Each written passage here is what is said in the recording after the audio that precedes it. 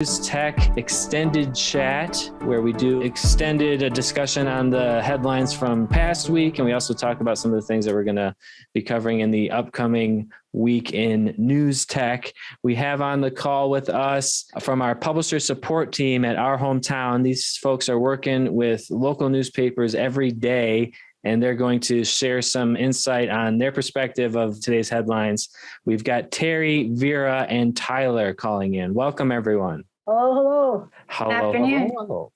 Afternoon, Vera. Hey, Tyler. All right, great. So I'm going to pass it over to Tyler here for our first story, because this is one that you covered for Today in News Tech, which is a new resource that we launched at Our Hometown, day-to-day coverage of news technology industry, where innovation is happening in digital media. So we're covering different types of news reports. So I'll just pass this over to Tyler to give us a quick introduction on this story.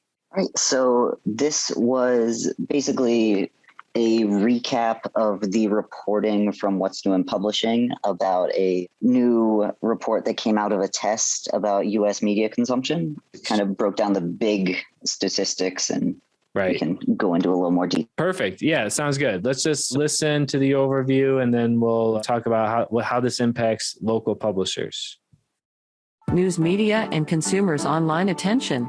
Today, we're highlighting a piece from What's New in Publishing, breaking down the latest U.S. media consumption report from a test. The article, U.S. Media Consumption Trends, Tectonic Shifts Emerge, discusses the broad strokes of the report, detailing statistics about which platforms have grown in popularity and how frequently various demographics use them. While there's a lot of information to parse, there are a few key findings that news publishers should be aware of.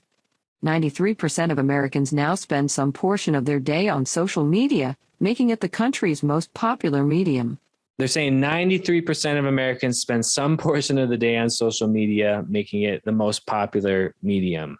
That's not a number that I've heard before. I mean, I believe it, but it's kind of shocking when you hear that. And we also hear, as we're going to in a minute, some of the numbers in legacy media, 18 for print and 20 for digital. So I guess the thing to take away from this is you've got to be on social media. You've got to take advantage of that audience. And we talked about it last week in that article that broke down the audience by platform, and Facebook is the leading one. This is talking about all social media. So now it makes sense. The 93% is not shocking at all, because they're talking about any type of social media. It kind of brings me back to that piece we covered last week about the paper that was publishing on WhatsApp. Like, it's the entire principle of needing to meet readers where they are. And this is where readers are. Yep, absolutely. You've got to be there, but you got to be smart about how you're there. I mean, if you're going to do the WhatsApp model, which is part of Facebook, so it's they basically are just publishing free news on Facebook. You've got to have some type of revenue model behind that. And they might be nonprofit, but they've also got advertisers in there. And so, yeah, I mean, if you can still sell an audience, you can build that audience anywhere. And it could be on social media, as long as you present it to the advertiser in a nice, succinct way. I remember years ago hearing about building rate cards. We don't really do a lot of this anymore, but publishers used to ask for help on this. And, we always used to say that you've got to describe your total reach, which is all your Facebook followers. Just take that number, add it to your Twitter followers and monthly uniques on the website, and just add those into one number, because advertisers can understand that. Now, let's continue on here to some of these other stats. Here are the key points from a publisher's perspective. Only 33% of consumers subscribe to news media. Roughly 18% have print news subscriptions, while 20% subscribe to their news digitally. The past year has seen an increase from 48% to 56% of consumers who regularly listen to podcasts, showing that the medium is still growing in popularity. Okay, of course, I'm going to stop it there, because we're always talking about podcasting. So again, this is higher than legacy media is focused on. I mean, a lot of them are just focused on the things that they've always been concerned about, used to really pay. But if they look at the actual stats and where their audience is, they're just not there anymore. They're shifting. So, you've got to be smart about how you migrate the business model, right? You can't just start putting up all your news as podcasts on a free platform, but we've got the tools for that. So we can, turn everything into audio and then have it all behind the paywall. So we've got kind of solutions for all that worked out already. Now, these stats, I don't think they surprise you, Tyler, because you've actually done a couple articles on this lately. It's a number I feel like we heard recently from another report. Yeah, I mean, it's just really fascinating the amount that podcasting is growing. Like it's Right. growing at a faster rate than I think a lot of people have expected. And Right. there's been a ton of reporting.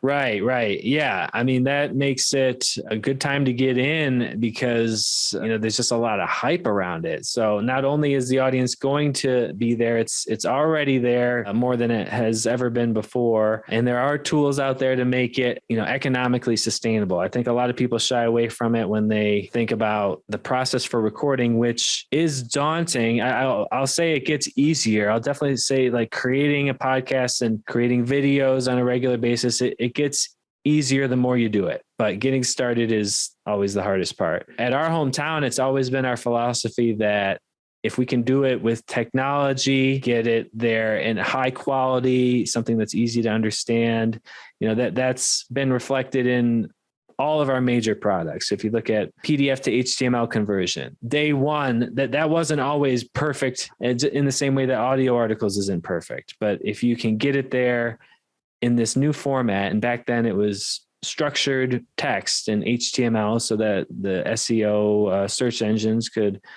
find it. It's okay if there's typos here and there. And those, of course, were corrected very quickly. We got it out there before it was 100% and kind of led the industry. And that also helped us develop the technology. It's like a mirror 25 years later into this company. We're doing it again in this new exciting area of audio content. Don't forget automation. Right. Yeah, it's got to be automated. Yeah, exactly. That's pretty much the key to both of those things. I mean, it's PDF to HTML isn't technically automated. It is people doing a lot of it on our end, but from the publisher's perspective, it's automated, and that's really what counts. But the audio articles is truly a computer doing that. I would also just add there was that article we covered a few weeks ago now Right. that because it's growing so fast, there is a lot of heat behind advertising on podcasts Right. and audio. Yeah, right. I mean, that's the thing is like, could it be that advertisers are most drawn to a growing field? I don't know. You get to a certain point where a market is so huge, then the price of the ad is going to equally balloon. It's going to rise after the market is maxed out. That maybe that has something to do with the fever behind that. I think Yeah. also part of it is that we sometimes forget advertisers are also consumers. Advertisers, they are part of this 56% of consumers regularly listen to podcasts. So they're an audience member. They're hearing the ads as they exist now, which a lot of them are host read ads. And they're thinking, you know what? I just listened to that whole ad pretty attentively because this podcast host that I like read it.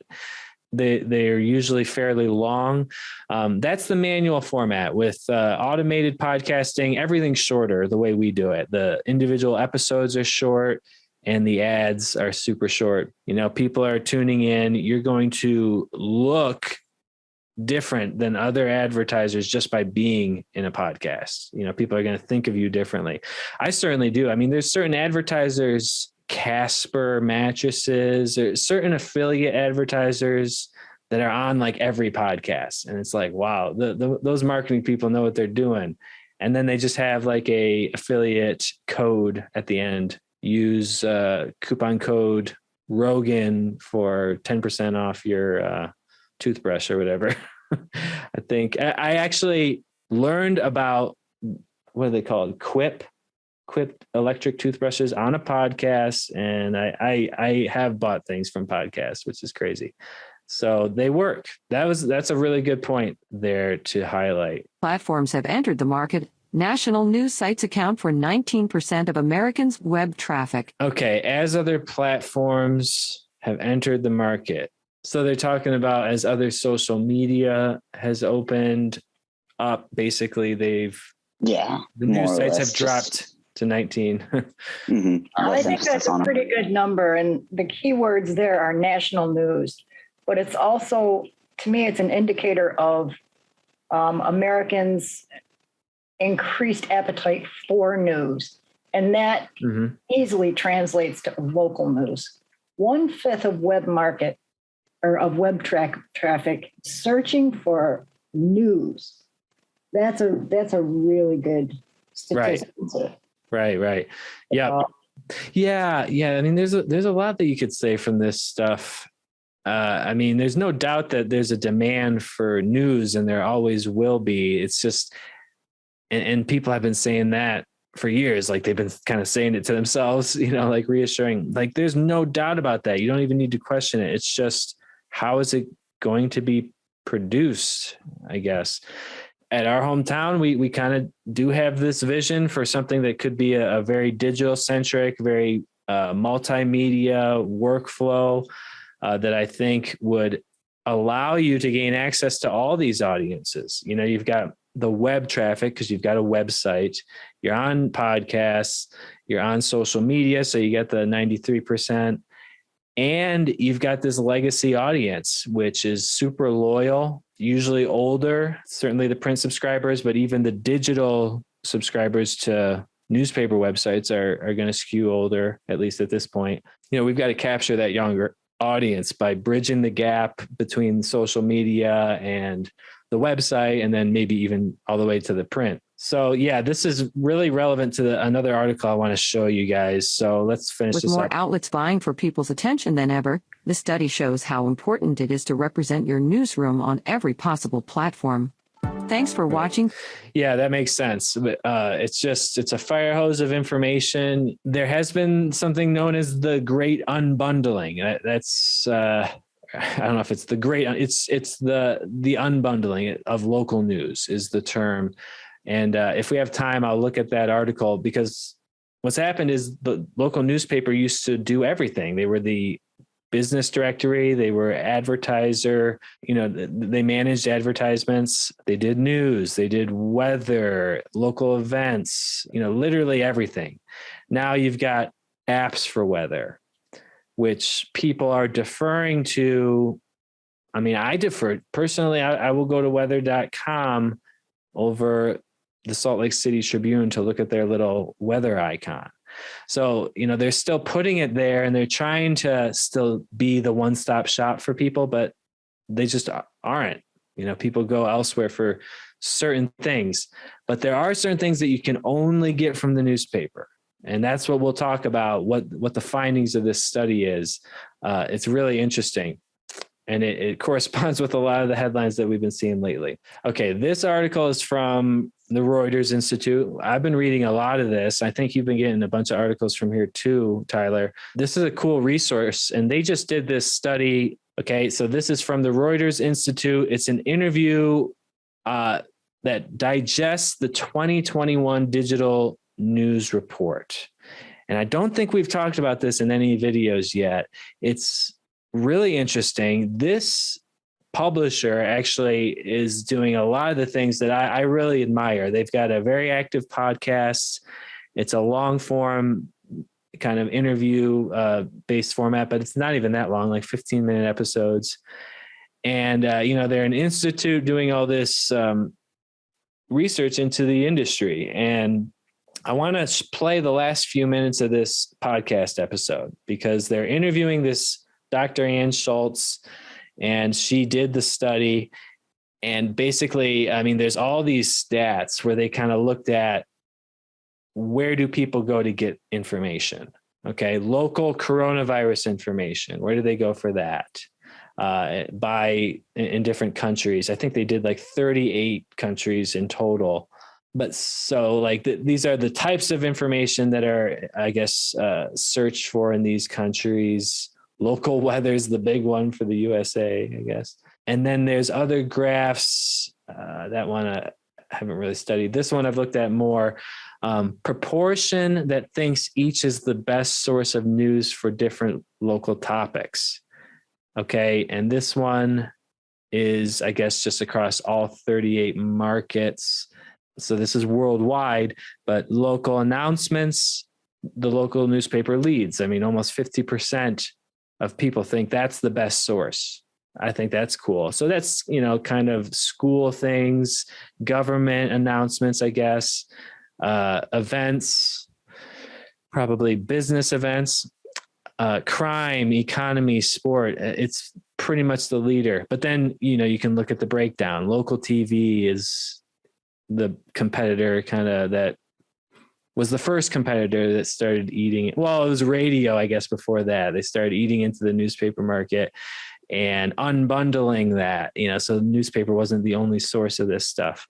Local crime. Yeah. So, I mean, pretty much the newspaper is doing better than TV and radio, according to this stat. But again, this is worldwide. Let's look at the US. This is another breakdown proportion that thinks each is the best source of news. And so just news, and then they break it down by specific topic. Norway, papers got a great reputation and they seem to be doing very well. But the US, this is what they look like. So they're kind of they're not as bad as Chile, but the fact is in our market, the US, where our customers primarily are, this is what they're dealing with. In this case, TV's beating them out in quite a few cases. What else we got here? Search engines. 21% in the US, 21% of people go to the newspaper for things to do. 19% go to search engines. So they're kind of like evenly matched there. There is one topic, and it's local politics, that is really a unique strength for newspapers. And as we've seen in other stories that we've covered lately, when the newspapers go out of business, it's the politics that get out of control. There's the check and balance that you lose there.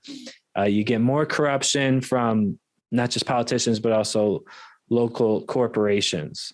So let's just listen to this author quickly talk for the last few minutes about her, I don't know, what she sees for the future of newspapers.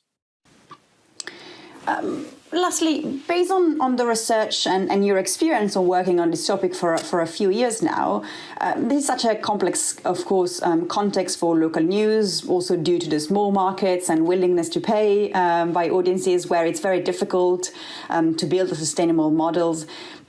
Based on your research and experience, what should local news outlet who really want to stand out from these many alternative sources of information should focus on? Super difficult question. I think what I can say is that what we see in this data is what we also refer to in the report as the unbundling of local news. So while especially the local newspaper traditionally performed many jobs for readers, and they still do, of course, many users in many countries in our survey now find that other sources are better able to perform these jobs. So against this backdrop, I think it will be very hard for local media to maybe, if not impossible, actually, to drive demand for their product via these sort of topics. So what they are left with to monetize their businesses on are only these few topics like local politics, health issues, the local economy, local businesses. So a way forward could be to double down on these rather than trying to provide information on all topics and in this sense try and channel the resources that they have. But of course, none of this will be easy in the current financial environment. But I think it's critically important to avoid a situation where local governments and local politicians are not subject to scrutiny from local media. So while I think this might be less of an issue, that the local paper is no longer considered the best source for the weather, it will be crucial for local journalism and also, of course, local communities around the world not to lose the battle over political information. Okay, I just thought that was so well put, and it clicked a number of things for me. Like I said earlier, this is totally this jives with everything that we've seen elsewhere with the news deserts and constant reports of higher fees from malfeasance and violations. after a newspaper closes from, local businesses and industry, they're going to just start to cheat a little bit more. So it's also just funny to me that they're like, she concludes like, these are, keeping an eye on local politicians. It's a critical thing that, everyone recognizes that we need, but that's really all that we want you for now. We don't really need you for any of this stuff. Although I think these three things, whether I just don't see it, but local politics, local coronavirus, and local health information, definitely. Who better cover that than someone in the community? And then things to do. Well, that's Norway again. I guess just comparing to search engines, like I see them as the main competition. I don't really see TV and radio as any more competition than other newspapers. They're kind of all in the same bucket. It's really, social media and search engines that we're competing with. And, let's let them do what they do well. And, if you can't beat them, join them. But they're not going to be able to cover politics and get the interviews with, town board or whoever you need to talk to. I just think newspapers need to recognize what they're best at. Do you guys have any comments on that? Just having worked with a lot of mom and pop weeklies. I do, of course. You should jump in earlier. I don't mean to just keep talking. Go ahead. Oh, no. Just that question. I think one advantage of the local print is, yes, they're in a position to keep politicians and businesses accountable, but they also have the space if they are online, where news programs, TV, radio, they don't have the space. They're limited by time. Right. Local newspapers, they have, an allotment of print room, but if they're online, they can really, really expand their coverage of these topics. Right. Yeah. And I guess, would you expand on that? Like, how would they, I have my own ideas, but how would they expand in that way? Like you're saying there's all this bandwidth that we have to work with, Right. They're not limited by column width or or time, like between commercial breaks, like on the TV. And they can also update things daily, where in print, they're limited to once a week, maybe a couple times a week. Right. They can update their website daily. Right. Yeah. Right. And the search engines are definitely going to reward them for that. So, if you can be the source of local politics and local health information and let's just say business news, like local business news. If you can be that in the reader's mind, then if that's what they want to find, they type in your URL, it's a direct link in, that's great. But then over time, if you're smart about your marketing, you can get, this traffic from, that's the audience that's going to the search engine to find their answer. You can get them to still come to you through the search engine. If, we do our indexing all right. And even TV, Matt. If somebody sees something on TV, they see a 15-second spot on TV, right. A council meeting or something like that. Well, right. Information. It's like, wait a minute. They said this person said that. Where's the follow-up? Let's check out the website. Oh yeah. There's some Facebook. Let's check out, Instagram. Right. And drive people to your website where you have unlimited room to really force accountability in your local area. Right. Yeah. I think the reason TV in the US is more popular, 10% more popular for politics and, quite a bit more popular for coronavirus, weather. I think it's just it's kind of more passive. It's video. They can just sit there and watch the report and get all four of these things just as they're getting ready for work. The newspaper can do that too, though. You know, they can have the audio playlists. They can get into video, but I understand the barrier to entry to video is high. It's like, if you don't know anything about video editing, it can seem overwhelming, but you know, I think, the hands-free passive experience of getting the news is what makes TV and used to make radio good. But wow, Germany seems to like radio more than anyone. But yeah, anyway, there's definitely an opportunity here. And this type of stuff is like the stuff that Kevin Slimp does on like the local level. You know, he'll have these focus groups and ask them about the paper. What do they like? What kind of coverage? What do they like about the design? But this is like worldwide, you know, stats. So pretty interesting. I don't know if we want to look to the Europe as the future of the US, or if we're not going in that direction, if we're going away from it, I don't know. But anyway, that was a pretty interesting article. Any other thoughts on that? Sorry. Yeah, I just think that the portion of the interview where what was her name? Schultz. Yes. So time to double down on these things. And like you said, let the, you know, weather apps do the weather.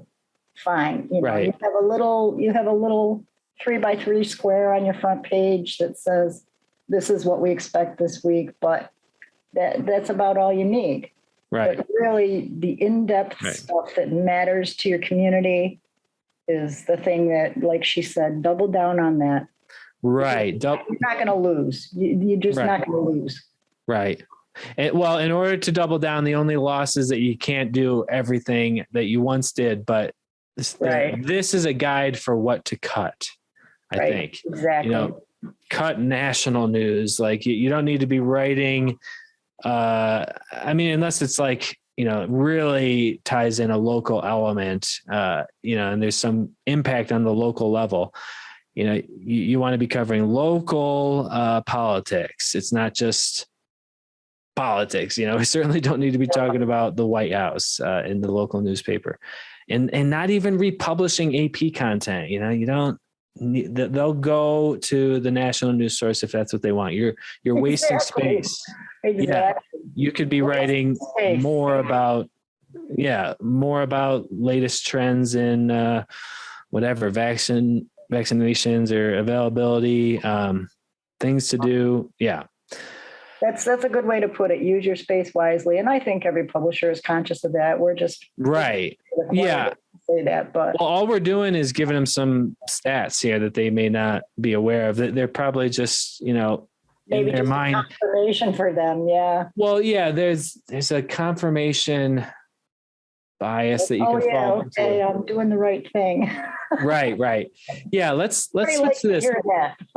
Yeah. I don't know if we're going to have as much time to discuss last week's articles. Let's do this one here. I think it was this one. Local News Unbundled. Wait a second. Oh, I already had this one up, actually. We can either do that one.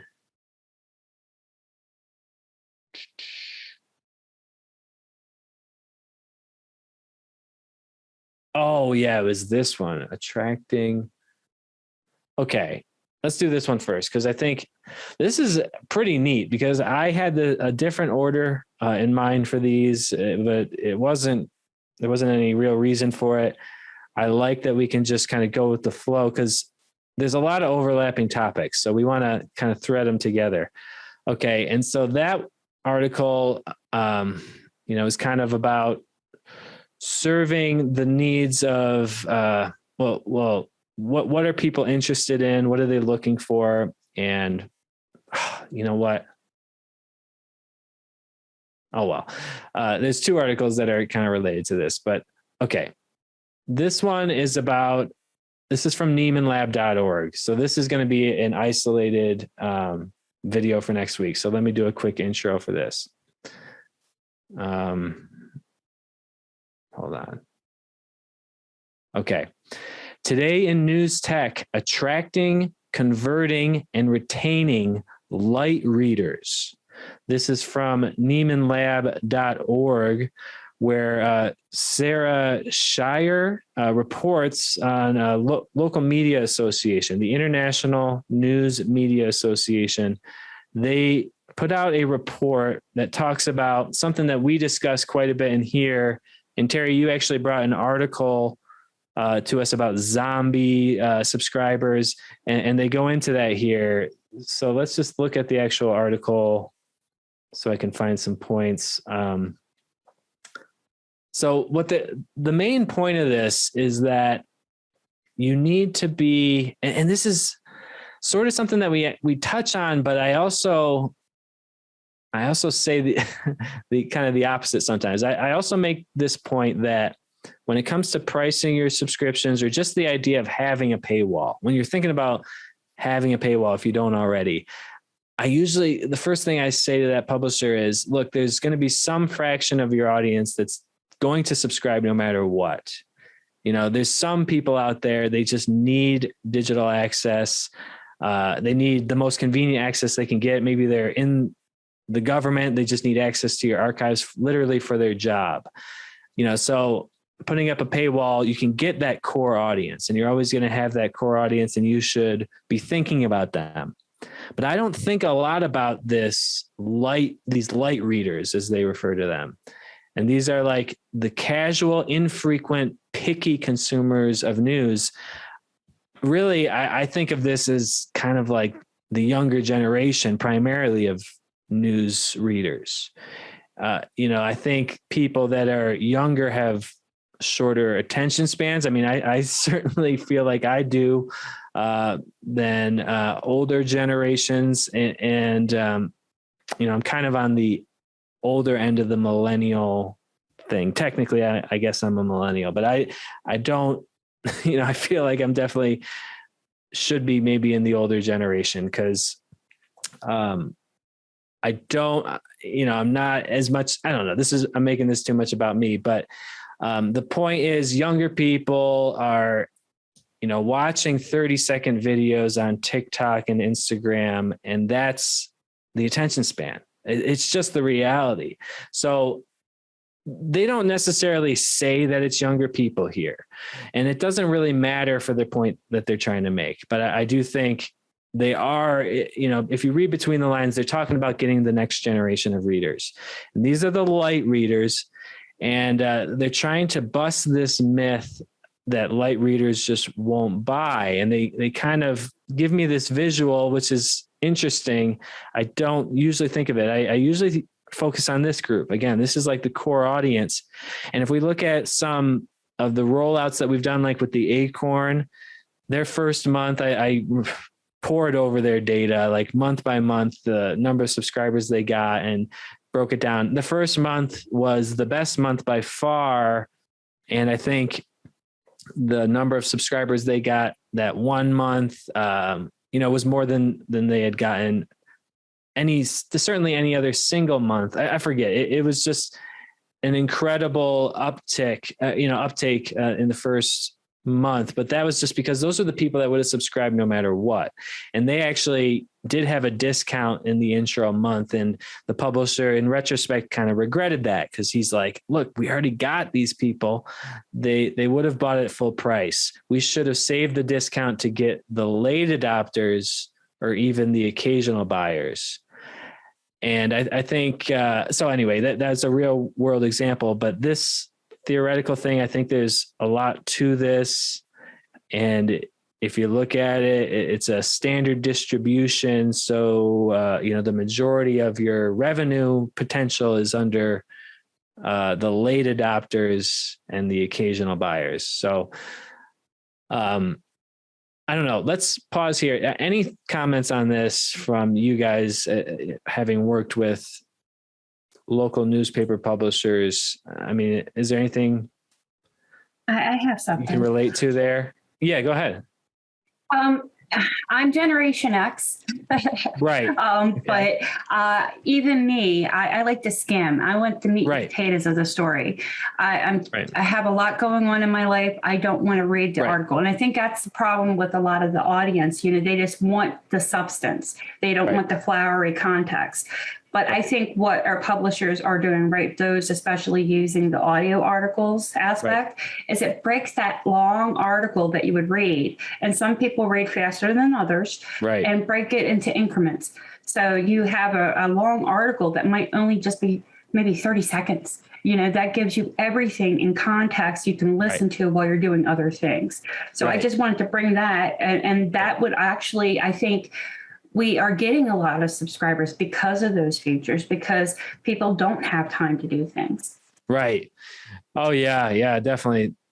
I think making it easy to get the bottom line story, just making it easy to get the news, whatever, making it accessible in multiple formats, is going to encourage people to, more people to take it up. But yeah, I think you're right. It's not a generational thing so much. I mean, people that are born and raised in this tech infested and, information coming at you all the time environment, they are going to definitely end up different. And I don't know. I feel like if they've never, gotten through an entire book, it wouldn't surprise me. Some of these people, they just, the attention span is so bad. And it's honestly,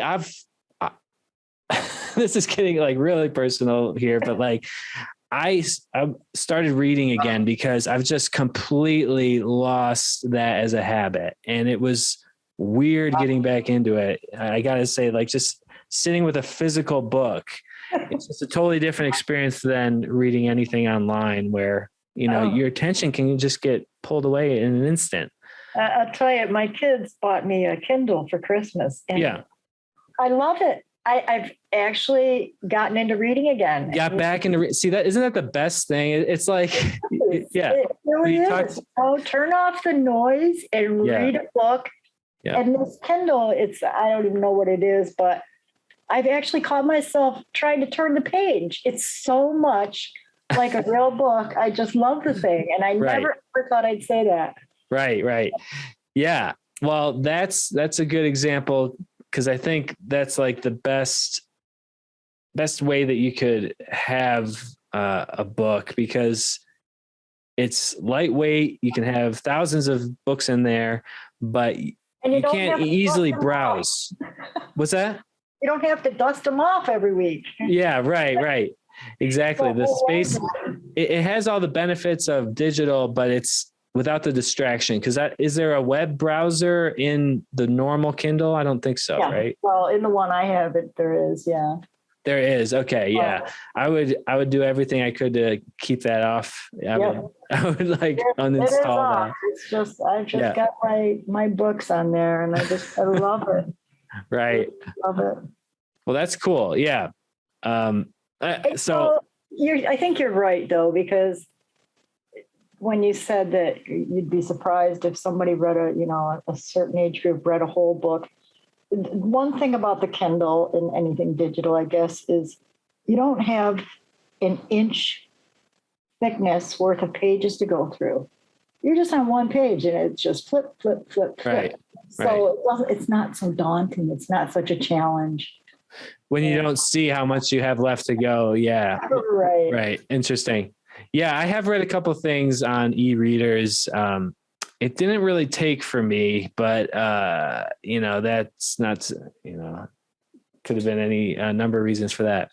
But I feel like we have a risk of sounding a little ageist and a little bit like elitist, like looking down on younger people. I'm sure younger people read long form stuff. It's just, there's not really a need to anymore for so many things. Right. That's just it. I would also just add a lot of things aren't designed to be long form anymore. Right. Exactly. And why is that? Like chicken or the egg? Is it because of the audience becoming shorter attention span, or is it just they no longer need to tell stories. That this may be why. Think about it. Like if you want to produce something back in the 50s, you'd have to write something significant enough to get approved by a publisher. And, it doesn't make sense to print like a really thin book that's like 2 pages. And that's what a blog post is now. So you can just do so many little things. And then your body of work is all these blog posts and all this social media presence. And that's how I think of today in news tech. Like we're trying to build up a body of work that's reflected across multiple platforms and, down the archives of those platforms. It's not like a book. We're not writing a book. Right. We're never going to do that. A lot of it is the world's gotten smaller, so to speak. Yeah. More connected. Information. They don't just want information. They want all of the information. That means tidbits, you're either going to get 50% from one place, 50% from another, or you're going to get increments of 1% here, 2% there, all in the same amount of time as you would have just those 2 other items. Does that make sense? So that's interesting. So, but you're talking about 2% from like different social networks or what exactly? Yeah. Wherever you might. If you've got 15 minutes to consume, let's just say news. Right. 15 minutes. Are you going to spend 15 minutes on watching TV? Or are you going to break that up and you're going to hit Facebook, TikTok, Instagram, print, podcasts, audio? You're going to get as much news from as many sources as you can in that short amount of time. Yes. You got your 3 or 4 apps. I mean, I know I do. Mm-hmm. And I just kind of automatically flip through them when I've got some downtime just to see what's new. Right. And so but what you just said is interesting. This is turning into a cool conversation, really, like when we don't stick to the articles so much. And we're not going to have time to finish everything. But do people really sit down and say, I want to read the news now? I feel like most people just get on Facebook and they see news most of the time.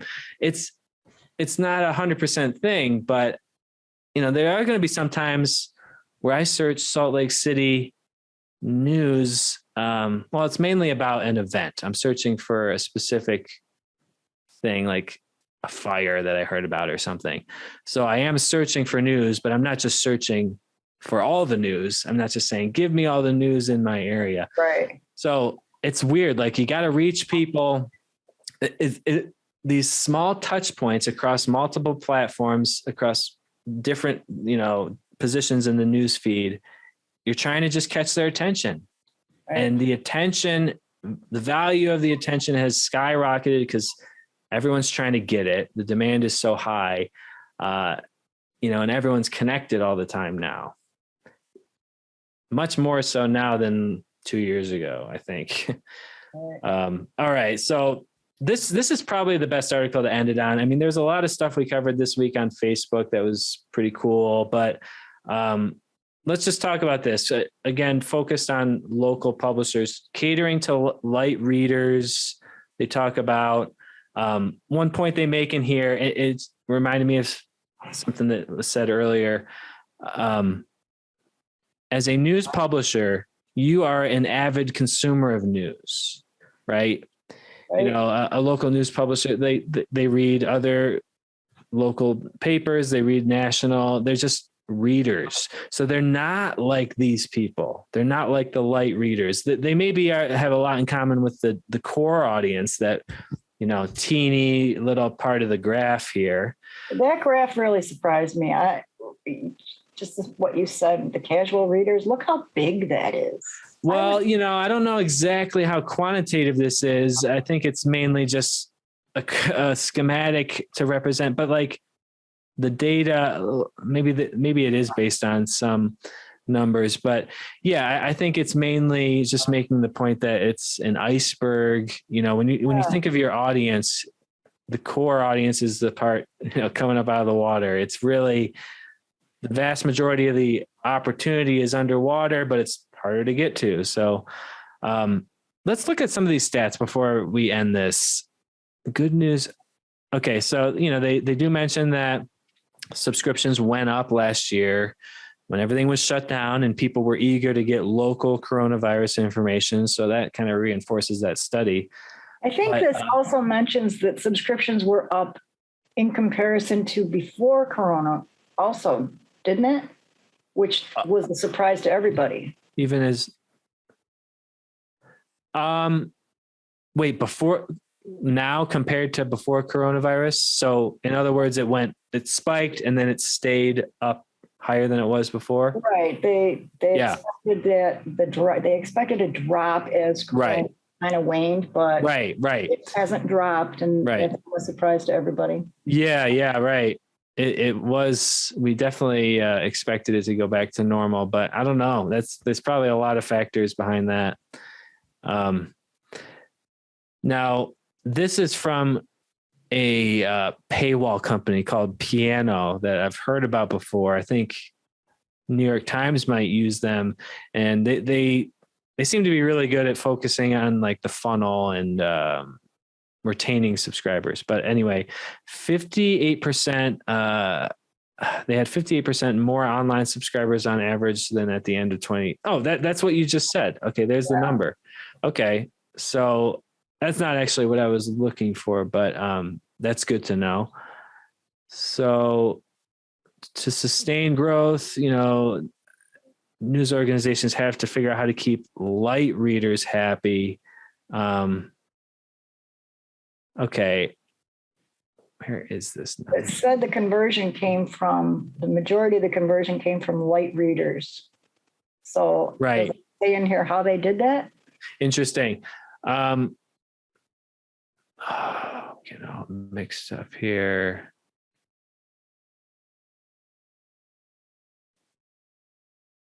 There it is. Okay. Paragraph. The right. But who this cohort grows the longer that you're in the market. So well, you had better start loving these light readers. Yeah, right. Let's figure out some like action. Okay. Well, I think they studied a ton of different papers, so I don't know if they really break down specific strategies, but they do talk about some things. So catering to light readers, they're just kind of making the point that they're not like you. They're more selective on what they choose. So you kind of need to tailor the product somewhat to more selective people. Right. That comes back to those focus groups too. Yeah. Right. I mean, to me, it's also, I kind of got to hit the brakes on that a little bit a second, because I'm thinking as a publisher, how do I implement that? Like what they make the point in here is that your core audience is going to read the stuff that the light audience will read. That's what they say. So by making it more, maybe putting like a bullet point list of the main take home points of your article at the top of the story, that will help the light readers get more out of the story quicker. And the people that actually read the whole article will still benefit from that kind of breakdown. I think that's kind of one actionable thing that they mention. But here's the stat I was looking for. And this goes back to the zombie subscribers. And this is just kind of mind blowing. A recent study in the United States showed that 42% of paying subscribers hadn't visited the site once in the last month. Who knows how long they've been subscribers, probably not brand new subscribers, but these are, they just turn into zombies. If you're not engaging with them and they're on auto renewal, it's just a matter of time until they wake up and say, I haven't looked at this in 3 months. I'm going to cancel right now, So, and that's what I'm always thinking about is like, how is this going to impact the revenue down the road? So, they say this potential for churn is the biggest single risk for the news business going forward. So like they're basically saying it's not about the intro promotion and getting your foot in the door. I mean, that you need to do that, but you really need to focus more on keeping your current subscribers. And this makes perfect sense to me as a business owner. I mean, this was one of the first things that was my major priority as the new CEO. It was like, we cannot lose customers anymore. When we lose a customer, that is a abomination. It cannot happen. We've got to fully understand what happened. We got to do everything we can to prevent it. Before that, it wasn't always like that. You know, if someone decided to leave, we wouldn't really fight for it or anything.